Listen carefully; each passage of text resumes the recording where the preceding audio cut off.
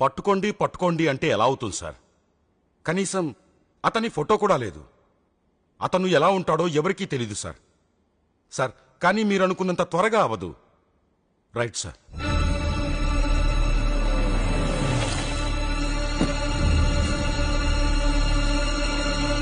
ఆ లీడర్ ఎవరో తెలిస్తే ఈ గొడవంతా ఎందుకు సార్? సార్ చెప్పండి సార్. ఆ బల్బీర్ సింగ్ వల్ల అందరి ఉద్యోగాలు పోయేలా ఉన్నాయి. ఇక్కడ డిపార్ట్మెంట్ అంతా ఆ ఏసీఎఫ్ లీడర్ గురించి tension sir. Excuse me sir. ఉండవయ్యా. ఏంటి అరెస్ట్ చేసిన వాళ్ళ? అసలు వాళ్ళ నోట్లో నుంచి చిన్న క్లూ కూడా బయటికి రావట్లేదు సార్. Okay sir. ఏంటయ్యా ఏంటి? బల్బీర్ సింగ్ గారిని కలవాలండి. అక్కడెక్కడో పైన ఉంటాడు. ఎడవయ్యా. ఈ ఏసీఎఫ్ నాయకుని పట్టుకోవడం కంటే ఆ వీరప్పని పట్టుకోవడం చాలా ఈజీలా ఉందిరా. సార్, బల్బీర్ సింగ్ గారు ఎక్కడ ఉంటారు? ఆ పైన ఎక్కడ ఉంటారు చూడవా. ప్రతి డిపార్ట్మెంట్ లోనూ ఏసీఎఫ్ మనుషులున్నారు అంటున్నారు. ఏ ప్రతి ఊళ్ళోనూ పోలీసులు లేరా? In Andhra Pradesh there are more than 83,000 police man. మరి అతను ఒక్కడు, ఒకే ఒక్కడు. Shame on us. Excuse me sir. ఎవరినో లోపలికి ఎవరో ఇచ్చారు. ఎవరా సెక్యూరిటీ? నిద్రపోతున్నారా? సారీ సార్, నేను సింగ్ గారితో మాట్లాడాలి. అసలేమి ఒక టెన్షన్ తో తెస్తున్నావు. సడన్ గా ఎంట్రీ ఇచ్చి నువ్వు ఇంకో టెన్షన్ తెస్తావుడా? మీరు ఎవరి గురించి టెన్షన్ పడుతున్నారో ఆ వ్యక్తిని నేనే సార్. ఏంటి? ఆ ఏసీఎఫ్ లీడర్ ఠాగూర్ని నేనే.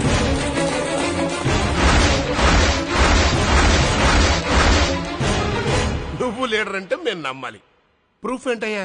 నో, ఇదంతా ఫాల్స్ సార్. ఇమేజ్ పెంచుకునేందుకు పేపర్ లో ఫోటోలు వేయించుకునే చీప్ ట్రిక్ సార్ ఇది. నేను క్యాసెట్ లో విన్నాను. Voice ఇతనిదే.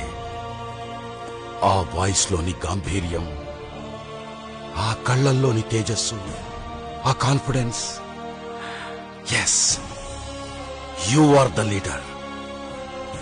Welcome sir. Thank you sir. Please sir. అయ్యే పర్లేదు సార్. Please sit down. కుర్చీపై बैठिए ప్లీజ్. Thank you. అమ్మయ్యా, ఇప్పుడు మన పరువు నిలబడింది. పెద్ద క్రిమినల్ ని మనం పట్టేశాం. నో, మనం ఇతన్ని పట్టుకోలేదు. తనకు తానుగా లొంగిపోయారు. He's not a criminal. He's a creator. Created sensation. చెప్పండి ఠాగూర్.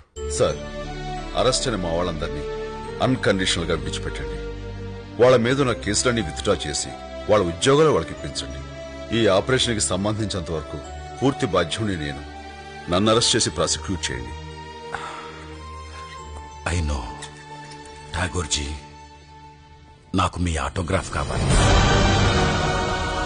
ఏసీఎఫ్ నాయకుడు ఠాగూర్ తనంతట తానుగా లొంగిపోయారు. తన అనుచరులను విడుదల చేయవలసిందిగా ఆయన పోలీస్ శాఖను కోరారు. పోలీస్ యంత్రాంగం గవర్నర్ తో చర్చలు జరుపుతున్నారు. హైకోర్టు బార్ అసోసియేషన్ ఠాగూర్ కి ఉరిశిక్ష పడుతుందని ఊహిస్తున్నారు. ఈ ఊహాగానాలపై ప్రజలు తమ నిరసనను వ్యక్తం చేస్తున్నారు.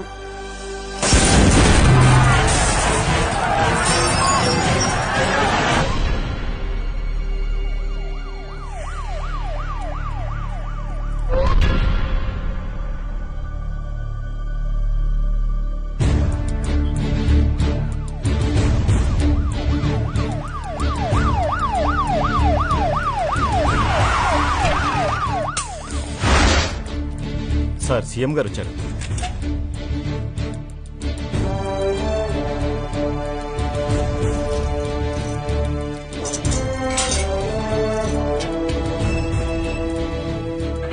నమస్కారం సార్.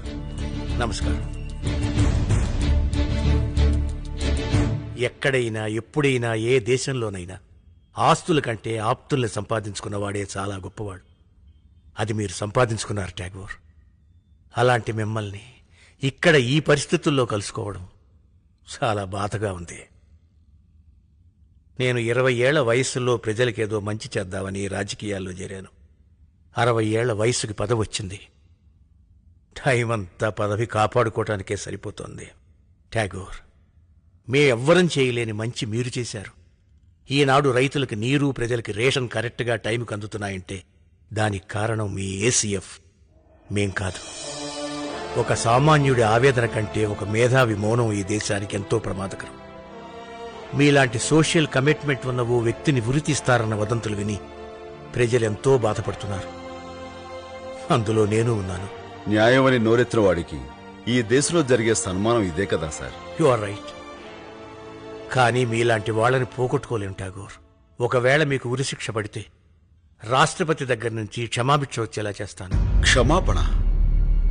నాకు నచ్చని ఒకే ఒక పదం సార్ అది. ఎవరి క్షమాపణ నాకొద్దు. నేను తప్పు చేశానని కోర్టు నిర్ణయిస్తే ఏ శిక్ష వేసినా భరిస్తాను. మీరు చేసింది తప్పేనని ప్రాసిక్యూషన్ వాదిస్తే? నేను చేసింది తప్పైతే మీరు నా కోసం ఇక్కడికి రారు. నేను చేసింది తప్పైతే మీరన్నా జనం నా కోసం బాధపడరు. అసలు నేను చేసింది తప్పని నాకు అనిపిస్తే నేనే చెయ్యను. మేధావులు మొండివాళ్ళని విన్నాను. మిమ్మల్ని చూస్తే నిజమనిపిస్తోంది. కనీసం మీ తరఫున ఒక మంచి లాయర్ని పెడతాను, దానికైనా ఒప్పుకోండి. వద్దు సార్, నా కేసు నేనే వాదించుకుంటాను. మీరు నన్ను చూడ్డానికి ఇంత దూరం ఇచ్చారు, చాలా సంతోషం.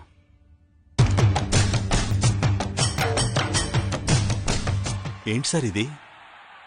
ఒక్క వ్యక్తి గురించి ఇంతమంది ప్రజలా? ఇంతవరకు దాదాపు నాయకులందరూ పార్టీల్లో పుట్టారు. ఇతనొక్కడే ప్రజల్లోంచి పుట్టాడు. నిజమైన నాయకుడయ్యా ఇతను. రాఘవరెడ్డి గారు, సార్, ఏ ప్రజల కోసం ఠాగూర్ ఇదంతా చేస్తున్నాడో ఆ ప్రజలకి అతని ఆవేదన తెలియాలి. ప్రతి ఆంధ్రుడు అతని వాదన వినాలి. కోర్టు ప్రొసీడింగ్స్ అన్ని లైవ్ టెలికాస్ట్ చేసి ప్రజలందరూ చూసి ఏర్పాటు చేయండి ప్లీజ్.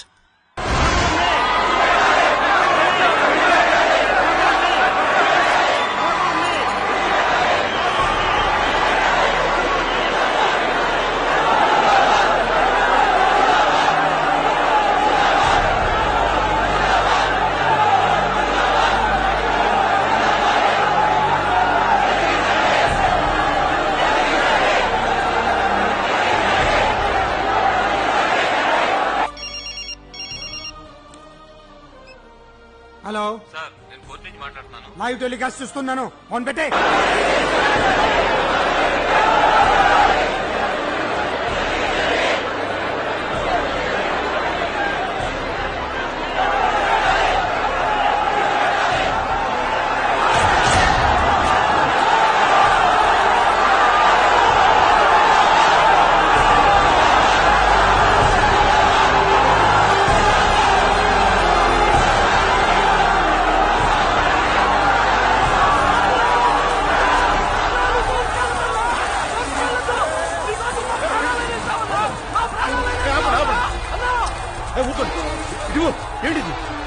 నువ్వు వెలిగించే అగ్గిని ప్రాణాలు తీస్తుంది.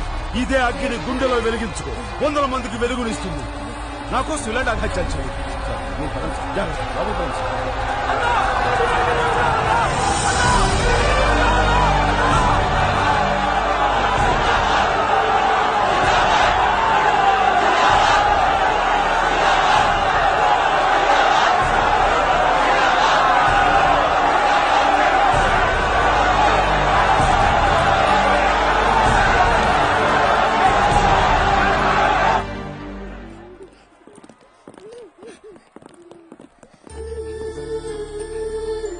ఏంట్రా, దేనికి ఏడుస్తున్నారు?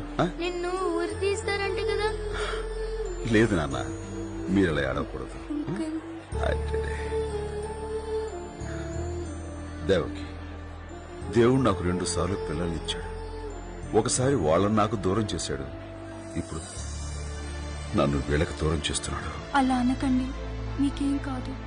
ఒకవేళ నాకేదైనా జరిగితే వీళ్ళని బరువు అనుకోకు, బాధ్యత అనుకో.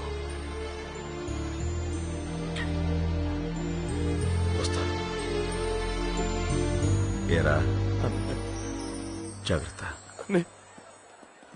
ఓ సూర్యం, నీకు ప్రమోషన్ వచ్చిందా? వచ్చింది సార్, కానీ వద్దన్నా. ఏ? ఒక రౌడీని పట్టించి, ఒక కేడీని పట్టించి, ఒక స్మగ్లర్ని పట్టించి ప్రమోషన్ తీసుకోవడంలో అర్థం ఉంది సార్. కానీ ఓ దేవుణ్ణి పట్టించి తీసుకోవాలనిపించలేదు సార్. సూర్యం, నీ డ్యూటీ నువ్వు చేశావు.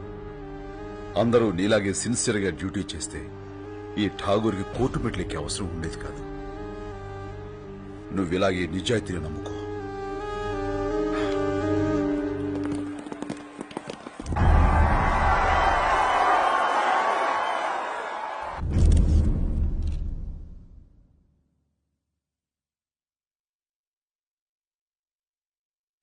ఈ భగవద్గీత మీద ప్రమాణం చేసి చెప్పండి. గీతలో శ్రీకృష్ణుడు ఏం చెప్పాడో అదే నేను చేస్తున్నాను. ఇంకా ఈ ప్రమాణాలు దేనికి సార్? అది కోర్టు ఆనవాయితీ. గీత మీద చేయటం మీకు ఇష్టం లేకపోతే మీ ఆత్మసాక్షిగా నాయన ప్రమాణం చేయాలి. Thank you sir. నా ఆత్మసాక్షిగా చెప్తున్నాను, సొసైటీలో జరిగే అన్యాయాలు చూడలేకే ఏసీఎఫ్ ని స్థాపించాను.